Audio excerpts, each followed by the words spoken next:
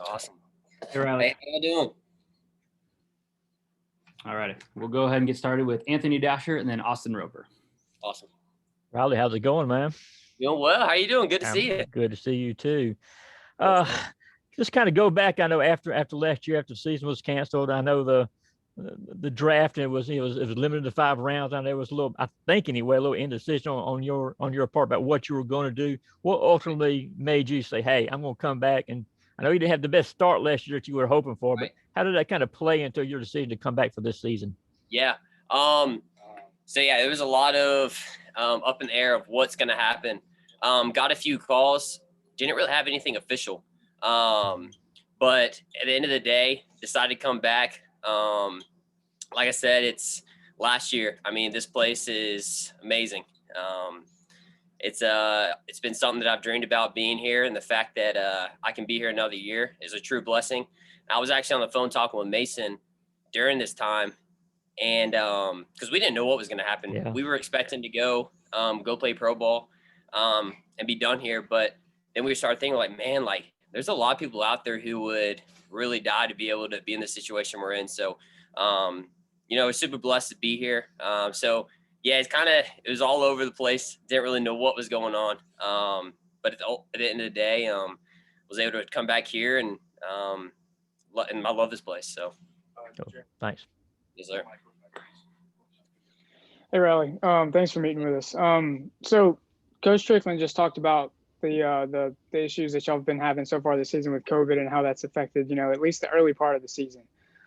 Specifically with Ryan Webb and, some of the pitching struggles or troubles that y'all have had so far in the offseason. Does that create a certain mindset from, the team like, hey, like COVID's still, I mean, obviously, COVID's still a thing, but like, does it kind of set it in stone leading into the season that like, it's still out there, it can still affect us and who goes out there and play that type of thing? Yeah, I mean, it's definitely another element that's added. But at the same time, I think it's super cool because yes, we're affected by it. We've had some pitchers get affected by it, players get affected by it. But at the same time, we have a lot of depth on the team, which is super cool. And the cool thing is we have a lot of confidence in every single person on the team. So if someone goes down with COVID, whatever it is, we got another person that's going to step back up. So at the end of the day, I think we're in a good spot because, like I said, we have a lot of depth. We have a lot of confidence in each other. So if things do occur, we got someone that can step up. All right, next we'll go to William Newland and Mark Weiser. Hey, Riley. So last year was kind of pitched as the year of unfinished business, right? Coming back from 2019. And then obviously that's cut short. Now we're 2 seasons removed from 2019. Is that kind of fire, that redemption fire still lit? And, is there kind of a new mantra for this season? Yeah, no doubt. The new mantra this year is rise above. So all the things that have happened this year, all the unknowns, all the negative things, I guess you could say, doesn't give us any excuse. We're going out there and playing the game. At the end of the day, it's baseball, and we're going to have to compete. And as always, our ultimate goal is to win a national championship. And I think I know our whole locker room has that on their mind. I guess you could say it's kind of unfinished business part 2. But yeah, our slogan this year, mantra is rise above. So quick follow-up. With the older guys on the team, is 2019 still fresh in your mind? Are you still talking about that and just what happened, how you move past that? Yeah, no, we definitely keep it on our mind. And I say that because it's something that really motivates us. Because growing up, you always are told, like, play it like it's your last, but it never really hits you like, man, this was our last, because you kept playing when you're younger. But this is the first time that we actually had the game taken away from us. And it really makes you appreciate and respect the game a lot more when it's taken away. So that's why I say we definitely still think about that, because it gives us motivation every single day we go out there that, like, hey, it really can be taken away from us in any second. So play it like it's your last. And so it really resonates more. Play it like it's like the word or the slogan, play it like it's your last, really resonates more than it did a while back when we were younger. Thanks. Of course. Hey, Riley, how long did it take you guys to kind of get over the what if of last season, given, how you guys were positioned and the arms you had, and it looked like you guys, could make a deep run? Yeah. Um, Honestly, during the whole course, so I guess that takes back to like, um, when quarantine happened, we were just super numb at first. So it didn't really hit me, or I guess a lot of the guys, of what really just happened as far as like, shoot, our team really, like, we had a really good shot, and we still do. But back like last season, we had a really good shot. But yeah, it didn't really hit me for a while just because I was so numb. We were just kind of in shock, like, what's going on. And I guess probably in the draft, that's when it was like, we start seeing these guys get drafted. They're going away. Emerson, Cole, two big arms we had. So I would say once the draft happened, that's when we started kind of really feeling it.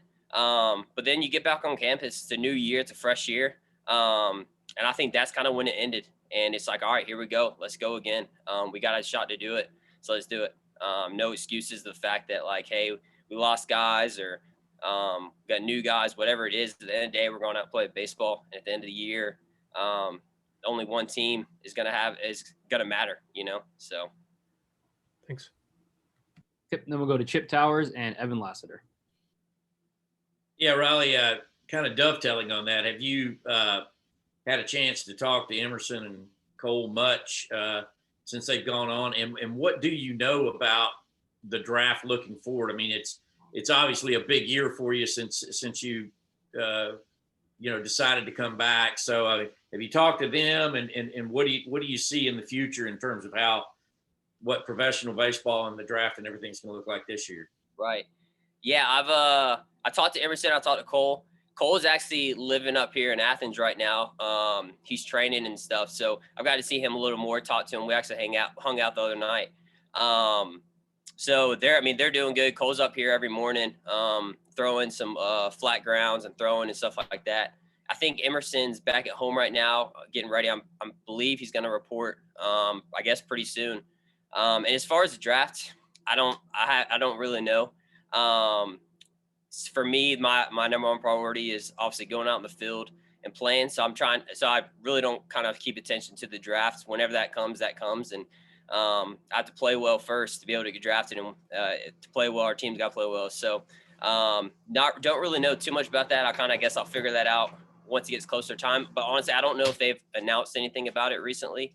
I've heard about them making it shorter than the 40-round draft. But again, I'm not for sure. I don't think anything's official yet.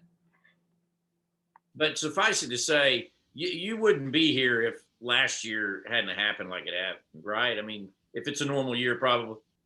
Yeah, I mean, it's hard to say. I will from an individual standpoint, I like to say so, because that means that we had a good year as a team, and individually I play well. But again, you never know. I mean, this year definitely shows us that you never know. So yes, sir. Thank you. Hey, Riley, I know y'all had y'all's first G Series talk the other day. Yeah. Kind of how did y'all decide what to talk about, and how did it go? Was there anything specific that stood out from it? Yeah, I other than me using the word "like" too much, what stood out was just how much fun we had doing it. I remember when Josh, me and DA got off, we were like, man, that was a blast. We enjoyed doing it, but it really rooted probably about 3 months ago. So right when we got back to school, we had a lot of meetings with different people, and then also within the team, just having uncomfortable conversations and just learning more. And there was this guy named Kevin Carr. He came and spoke to us, and Kevin, after the fact, Mason and I were like, man, like, we really want to get involved, but we really don't know what to do or how to do it. So we just went up to Kevin and told him that, and Kevin was like, let's put together a Zoom, and we'll start to get something rolling. So Kevin he was super good at like kind of trying to figure out what we were wanting to do, like, even though we didn't know specifically. And ultimately we wanted to go in person to a school. Obviously with COVID, can't do that. So we came with the idea of speaking to students through Zoom, through Facebook Live, Instagram Live. And so that's how we did it. And at the end of the day, the root of G-Force or G-Force, G-Series is to encourage others and like spread love. Because as we talked about in our first G-Series, I truly believe that if there's love at the center of everything, that there's going to be unity. So that's kind of the basis of G-Series, is to spread love and encourage others, no matter what situation they're in.